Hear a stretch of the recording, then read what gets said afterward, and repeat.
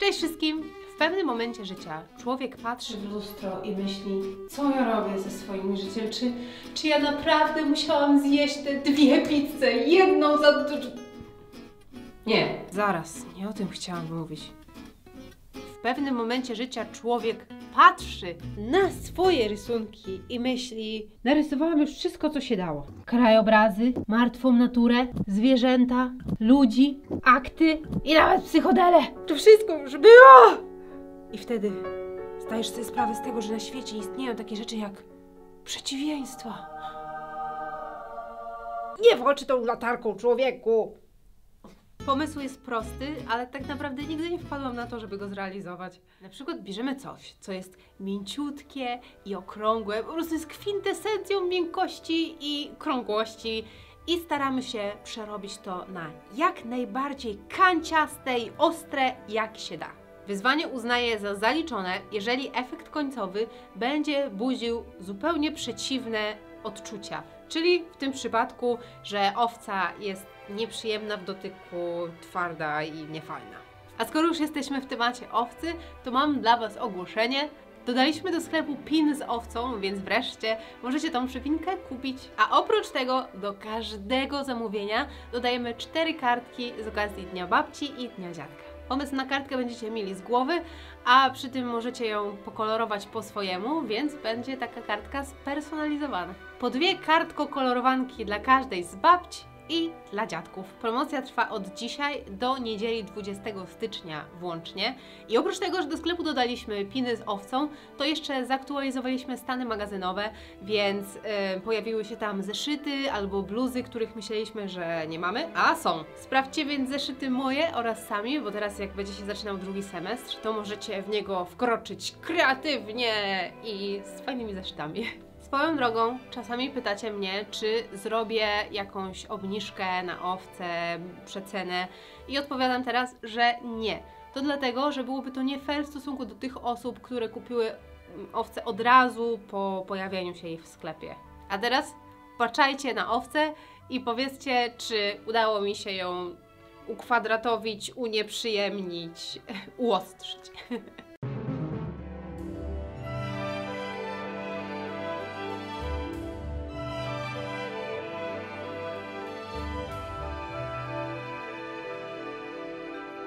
To była dopiero rozgrzewka. Z każdym krokiem idziemy o 1 poziom wyżej, jeśli chodzi o trudność. Przed chwilą było przeciwieństwo pod względem kształtów, to teraz zrobimy przeciwieństwo pod względem nastroju. Kiedy wyobrażamy sobie pingwinki, myślimy o tym, jakie są miłe i urocze. Wszyscy lubią pingwiny. Nie istnieje chyba na całym świecie nawet jedna osoba, która nie lubiłaby pingwinów.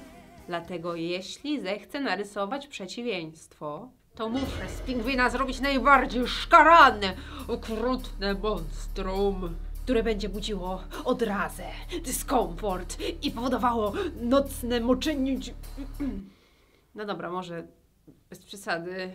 Ten pingwin ma po prostu być odrażający i brzydki. Dla tych wszystkich, którzy już uderzają w klawiaturkę pisząc ja nie lubię pingwinów, więc nie wszyscy na świecie lubią pingwiny, poczekajcie chwilę i dajcie mi powiedzieć mój argument. Skoro w serialu atypowy główny bohater uwielbia pingwiny i oprócz tego jeszcze w takim jednym filmie, którego nikt nie zna, ale istnieje taki film, który się nazywa Good Luck Chuck, czyli Facet pełen uroku, gdzie jest mnóstwo pingwinich wątków, to tylko potwierdza, że wszyscy lubią pingwiny. A jeśli coś jest w telewizji, to oznacza, że to jest prawda. I to jest właśnie argument nie do zbicia. Nie, już. Jeśli zastanawiacie się, jak udało mi się zachować realizm tych pojedynczych kłaczków na brzuchu pingwina, to zrobiłam to w bardzo prosty sposób. Na jednej warstwie narysowałam jasne kłaczki, a potem stworzyłam kolejną warstwę, którą przesunęłam pod spód i tam zrobiłam ciemniejszym kolorem cień tych kłaczków. I to jest ważne, żeby pamiętać, że to jest cień, więc on musi być musi padać w jednym kierunku. Nie może go być od góry, musi być od dołu, jeżeli światło pada od góry. Rysunek jest już prawie gotowy, więc czekam na Wasze opinie, czy udało mi się unieprzyjemnić tego pingwina. Jak sądzicie, czy jest on odrażający i nie budzi sympatii?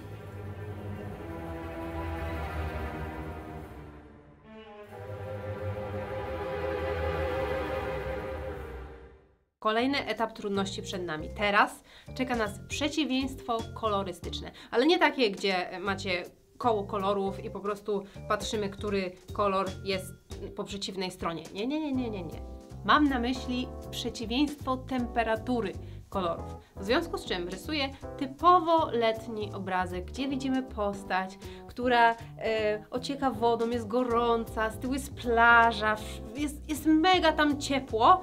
I spróbuję pokolorować to takimi kolorami, żebyście myśleli, że ta postać umiera, tam po prostu jest jej tak zimno, szczękają jej zęby i tylko modli się, żeby mogła uciec z powrotem do domu. Czyli uśmiecha się na zewnątrz, ale w środku płacze, bo jest jej tak zimno. Wiemy, że kolory ciepłe to żółcie, pomarańcze, czerwienie i brązy, natomiast kolory zimne to kolory niebieskie, błękity, tak? Fiolety i niektóre odcienie zielonego. Szary na przykład może być ciepły, jeżeli ma domieszkę brązu, a może być zimny, jeżeli ma domieszkę niebieskiego. Wiadomo też, że jeżeli obiekt jest żółty, na przykład piasek, to zimą nie będzie on nagle magicznie niebieski, tylko w dalszym ciągu będzie żółty, ale ta żółć nie będzie taka intensywna, tylko na pewno będzie bardziej taka szarawa i trochę ciemniejsza. Tak samo jest ze skórą, więc żeby sobie ułatwić sprawę, można najpierw pomalować tło i wtedy dopiero zacząć dobierać właściwy odcień skóry. Ja tutaj w dalszym ciągu szukam koloru w zakresie beżu z domieszką czerwieni, tylko tym suwaczkiem sobie jadę trochę bardziej w kierunku szarości i troszeczkę odrobinkę ciemniej. Oj, czy możemy poświęcić chwilę, żeby skupić się na brzuszku tej postaci? Wreszcie narysowałam dziewczynę, która ma normalną anatomię, a nie jest jakąś modelką z wybiegu, która ma tam super płaskie brzuszko. Zainspirowała mnie do tego taka jedna rysowniczka, która zawsze rysuje postacie z takim lekko wystającym brzuszkiem i ja uważam, że jest to niezwykle urocze i wspaniałe. Ja jestem szczupłą osobą, ale mi też lekko wystaje brzuszek, zwłaszcza kiedy się najem albo kiedy mam okres, od razu jest tutaj takie duże. I to wygląda super, naturalnie i uroczo. Dlatego proszę teraz o mikrooklaski za to, że wreszcie udało mi się coś takiego zawrzeć na rysunku.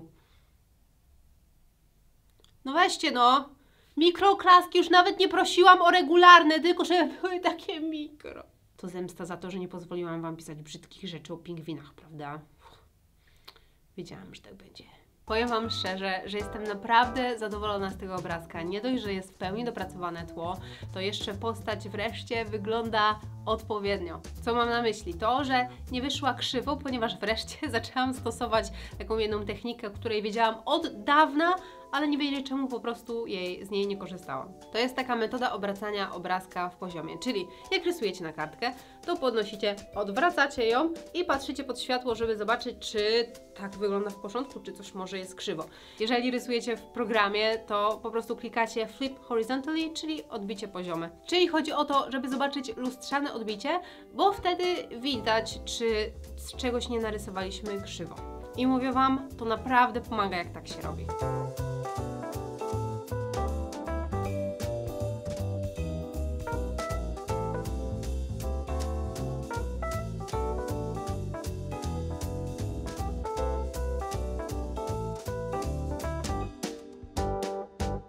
Okej, pamiętajcie o promocji kartkowej w sklepie olsikowa.pl i słuchajcie, jutro, czyli w piątek, dodam na kanał Olsik Vlog film, w którym wrzucam mojego psa Deltę do basenu z owcami.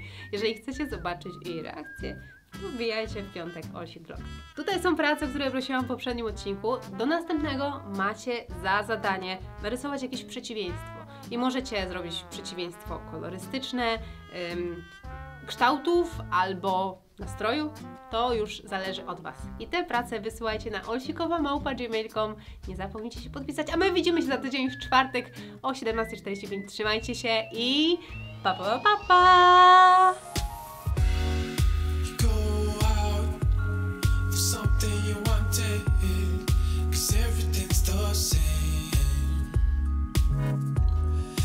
Stop.